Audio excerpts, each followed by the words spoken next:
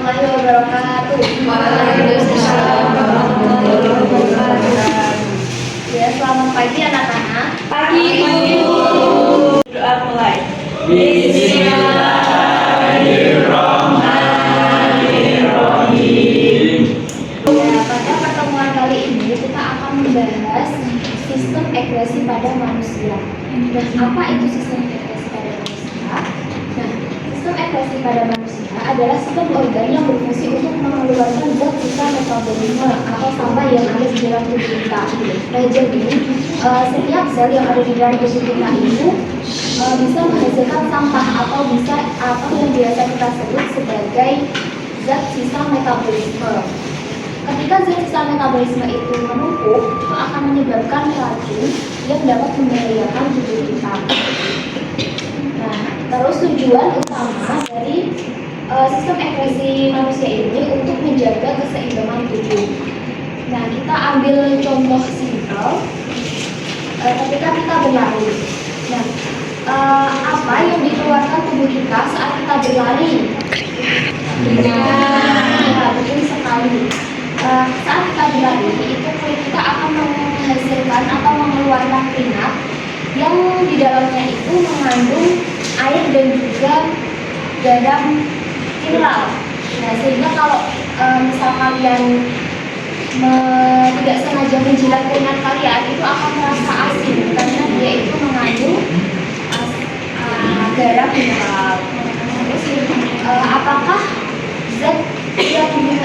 sisa zat metabolisme tubuh yang dikeluarkan tubuh itu hanya keringat? Tidak ya. Jadi kita akan membahas organ utama dalam sistem ekspresi. Yang pertama ada ginjal. Ginjal itu akan mengeluarkan urin yang mengandung urea, air berlebih dan juga garam mineral. Nah, selain ginjal itu juga ada kulit yang akan mengeluarkan keringat yang sudah dijelaskan tadi. Terus juga ada paru-paru yang akan mengeluarkan karbon dioksida dan juga uap air. Terus ada hati yang akan mengubah zat beracun seperti amonia itu ke dalam urea. Nah, kita tidak akan membahas semua ini, tapi kita akan fokus kepada ginjal. Nah, fungsi ginjal itu adalah menyaring darah dan memproduksi urin melalui 3 tahap utama yang terjadi di nefron. Nefron itu unit fungsional ginjal. Jadi kita bisa lihat ini gambar ginjal. Kalau kita lihat lebih dalam, itu ada nefron. Nefronnya itu bentuknya seperti ini. Nah, cara produksi urin itu tahap pertama itu adalah filtrasi atau penyaringan. Nah, penyaringan ini terjadi di glomerulus ini.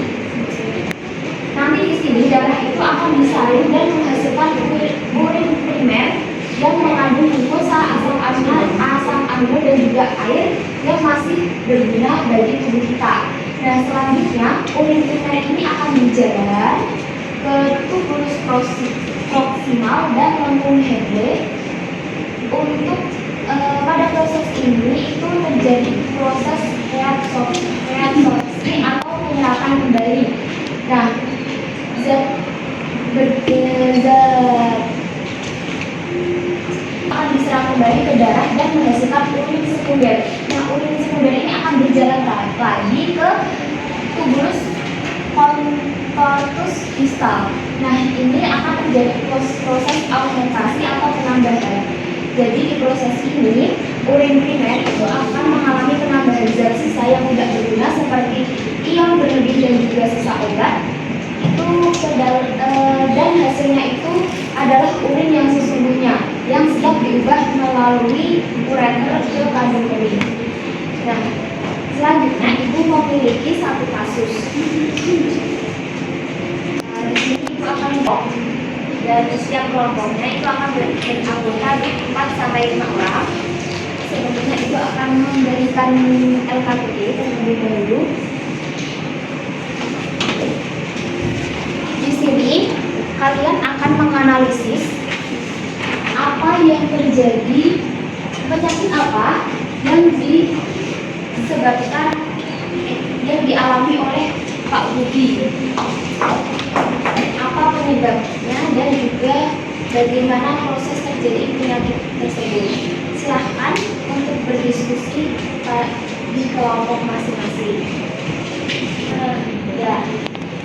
Ibu akan mulai dari kelompok 1 untuk menyampaikan hasil diskusinya. Silahkan kelompok 1. Di situ saja tidak. Baik, langsung saja. Saya perwakilan dari kelompok 1 akan menyampaikan hasil dari diskusi kami. Jadi masalah kesehatan Pak Budi itu batu ginjal. Di mana batu ginjal ini adalah akibat langsung dari dua kebiasaan buruk yang mengganggu fungsi homeostatis atau keseimbangan yang dilakukan oleh ginjal.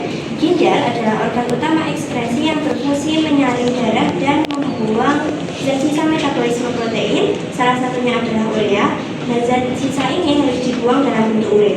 Proses ini sangat membutuhkan air sebagai pelarut. Ketika Pak Budi jarang minum air putih, maka akan terjadi kondisi seperti peningkatan konsentrasi urin dan juga kristalisasi zat sisa. Dan kebiasaan menahan kencing memperparah kondisi yang sudah ada. Waktu penyimpanan yang lama memberikan kesempatan bagi kristal-kristal mikro ini untuk saling menempel dan membesar secara bertahap, kemudian membentuk batu yang padat. Nah, proses kristalisasi yang berlanjut. Jadi, kedua kebiasaan Pak Budi secara sinergis menciptakan lingkungan urin yang sangat ideal untuk pembentukan dan pertumbuhan kristal garam mineral yang kemudian membesar menjadi penyakit batu ginjal. Ya, terima kasih.